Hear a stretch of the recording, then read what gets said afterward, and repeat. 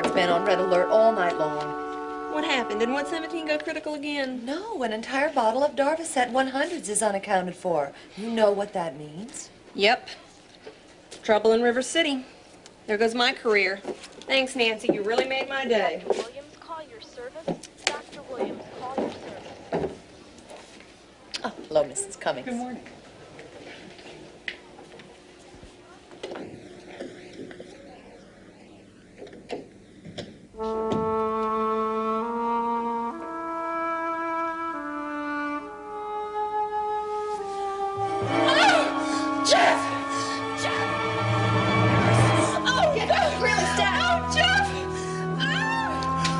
Dr. Alex Green, Dr. David. I'm going to have to ask you to leave the room. No, I can't.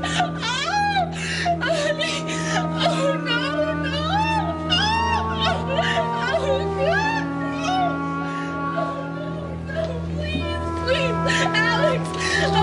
All right, Liz, go with the nurse now. We can pulse shallow respiration. All right, you get him into ICU. You start an IV right now. Order a respirator, stomach pump. Get me a respirator. Oh, God.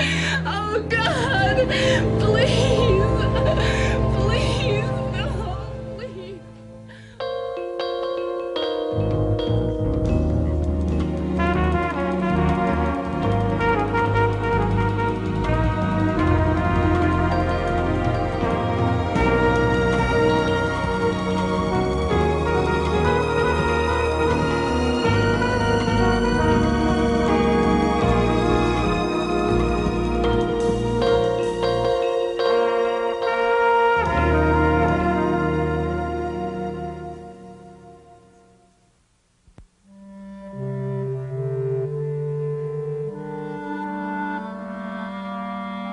I take it you're Ben Martin. I'm Charles Carpenter. Well, how do you do, Mr. Carpenter? I assume you know, Yes, Miss Davidson and I have already met. Well, what do you think? We're doing our best to turn this place into a doctor's office. I think you should know, Martin, that I'm the new owner of Hollister Square. Yes, I've heard that. And I also own your lease. Well, rest assured, Mr. Carpenter, you're looking at a model tenant. That really isn't any of my concern at all.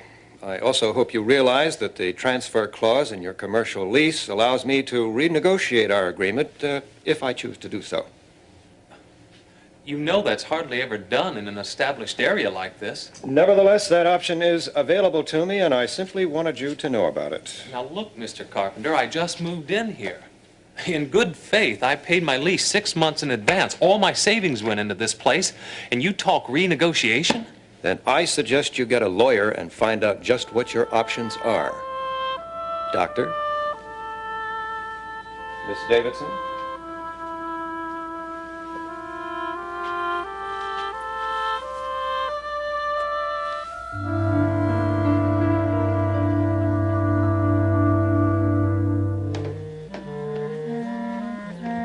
Liz, is there anything else we can do for you right now? Liz?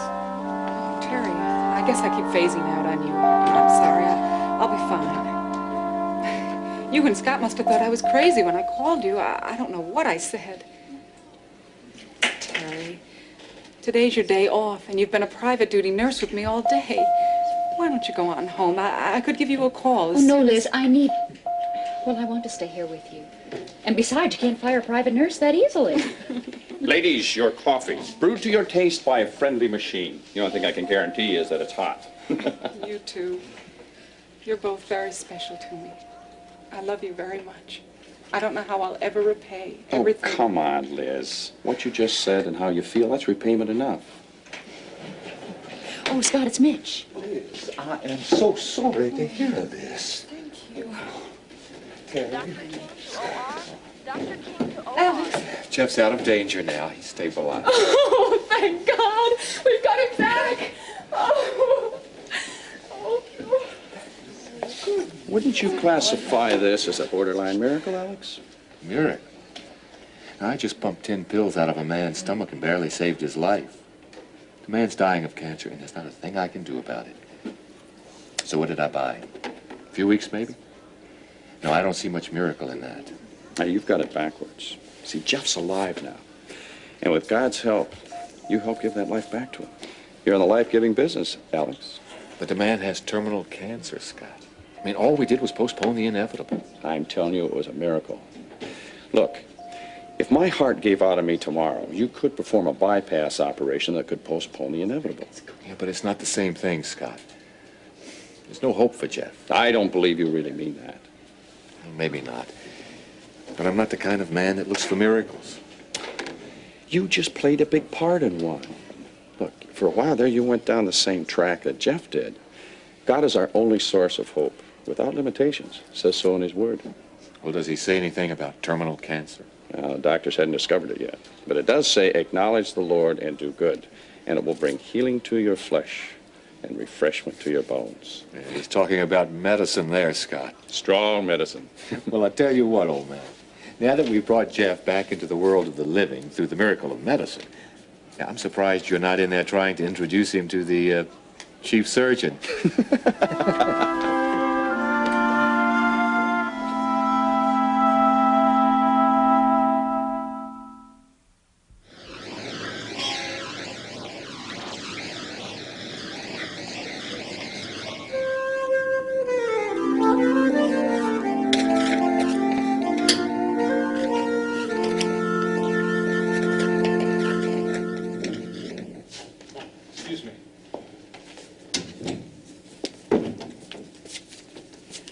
Need some help? Yes, I'm Ben Martin. I recently leased an office in Hollister Square.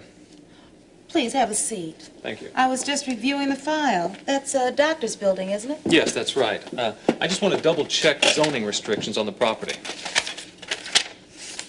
So let's see. It says here C1. That's light commercial. Good. Anything else I should know? Well, let's see.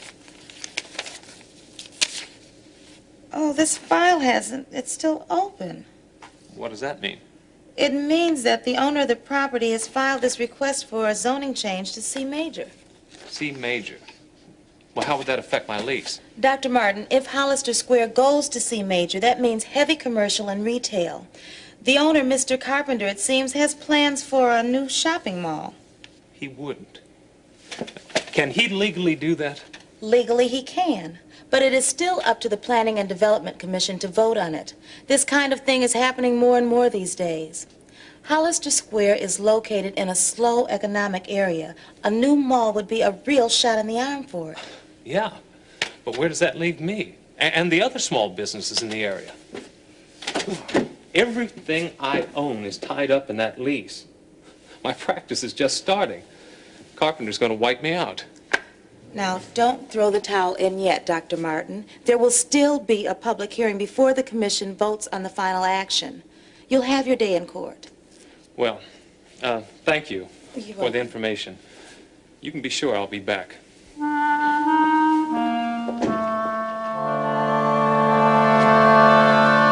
Yes, Dave, I'm in a position now to promise those guarantees. That property that's out at the intersection of the Hollister Expressway and Route 9 is absolutely ideal. You notice the traffic flow? You know, conservatively speaking, I think I could promise a 20% return short term, that is, of, say, $20,000 to $30,000. And I want to start construction in 3 months. That's just plain good business. Dave, thanks very much for the round of golf offer. I appreciate it very much, and I'll look forward to seeing you very soon. Thanks a lot. Bye-bye. Well, I've been away from that for a while. Be kind of nice to get back in it again. Just what kind of game were you talking about, Charles? Well, now, You're up to something, and I don't like it. what makes you think that? The Office of Planning and Development called.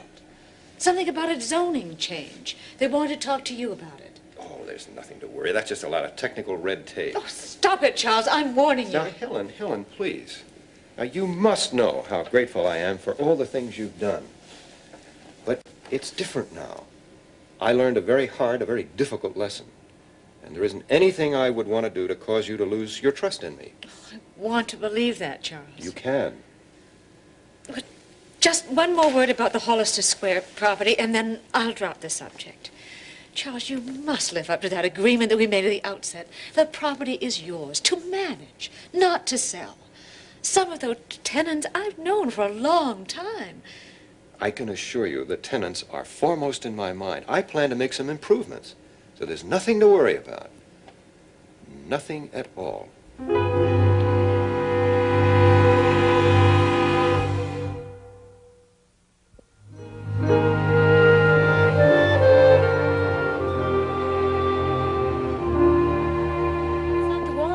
But the price is right.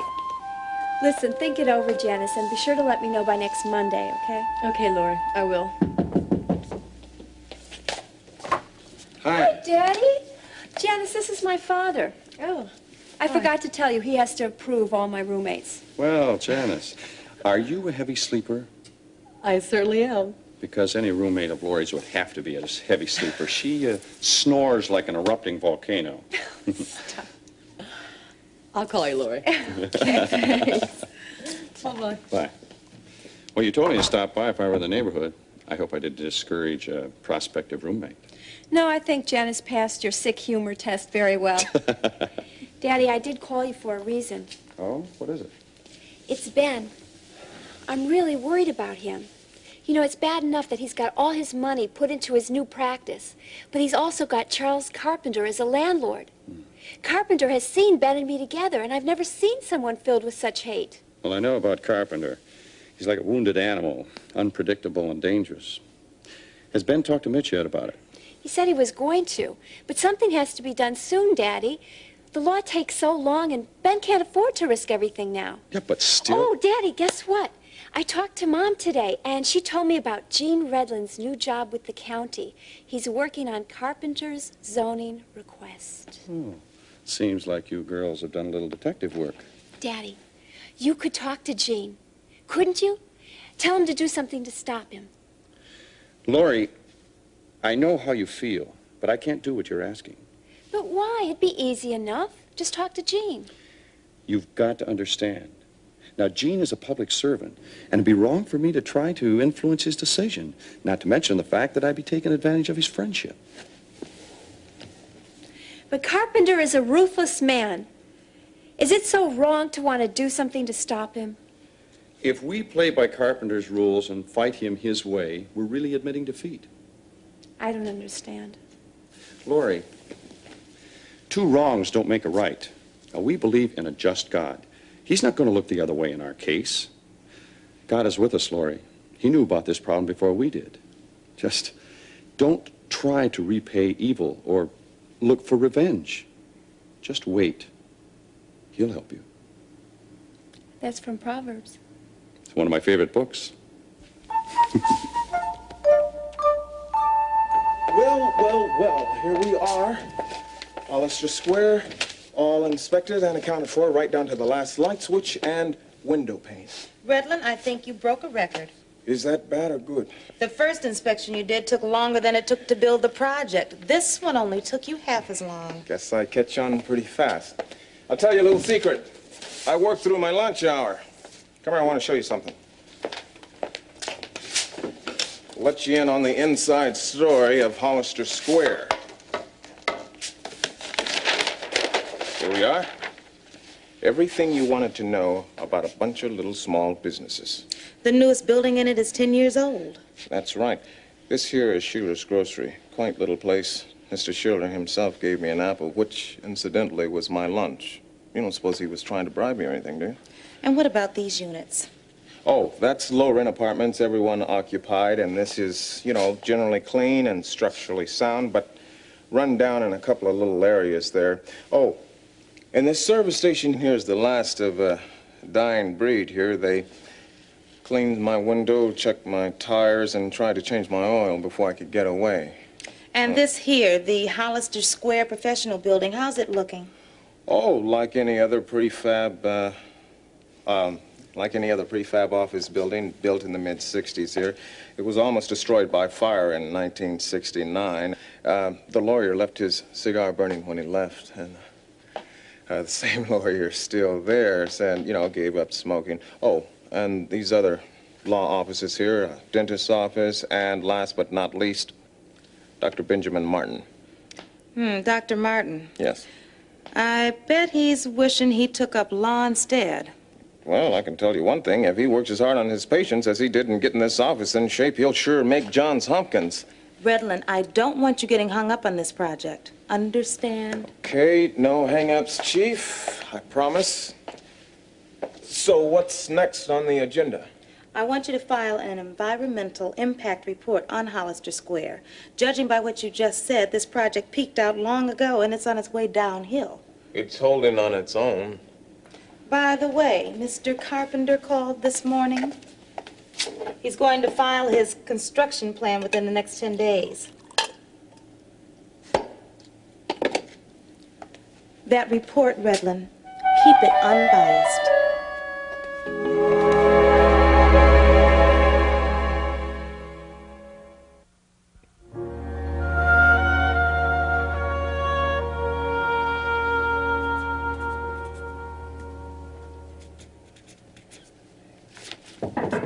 Come in, come in. Hi.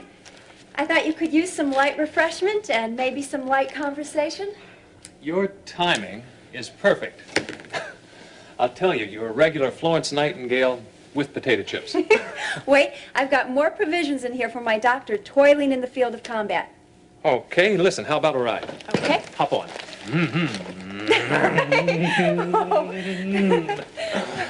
Oh, I tell you, this doctor's been performing major surgery on a dying bank account, but I can't seem to stop the bleeding.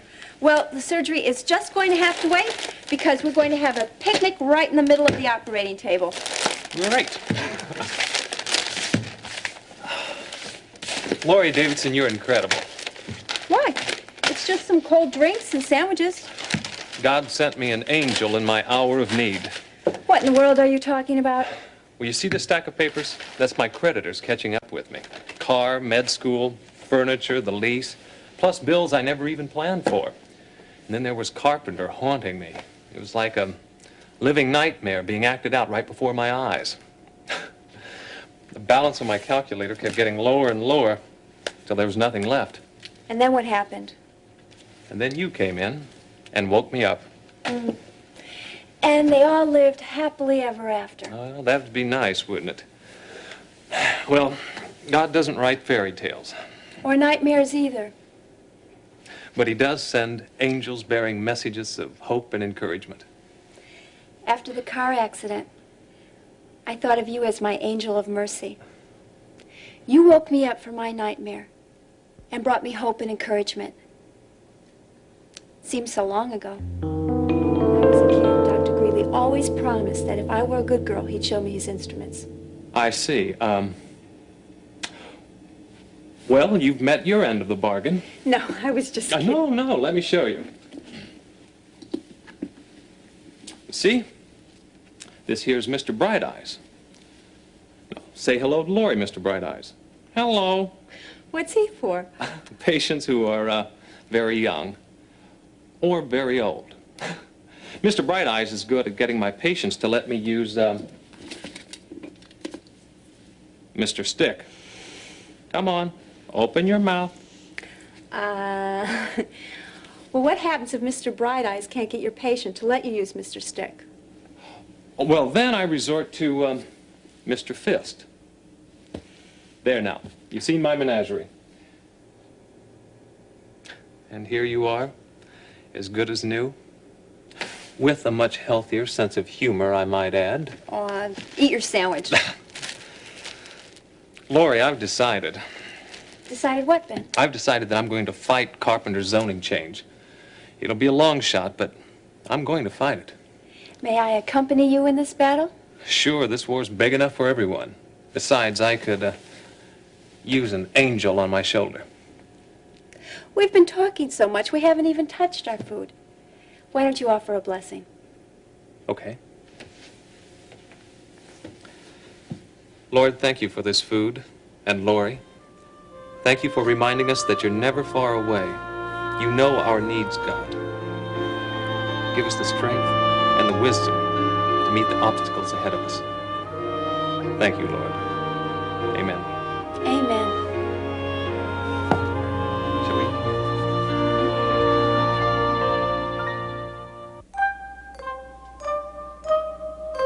we? Ms. Mason, the first thing I do when I interview someone is a little unorthodox, but it can help.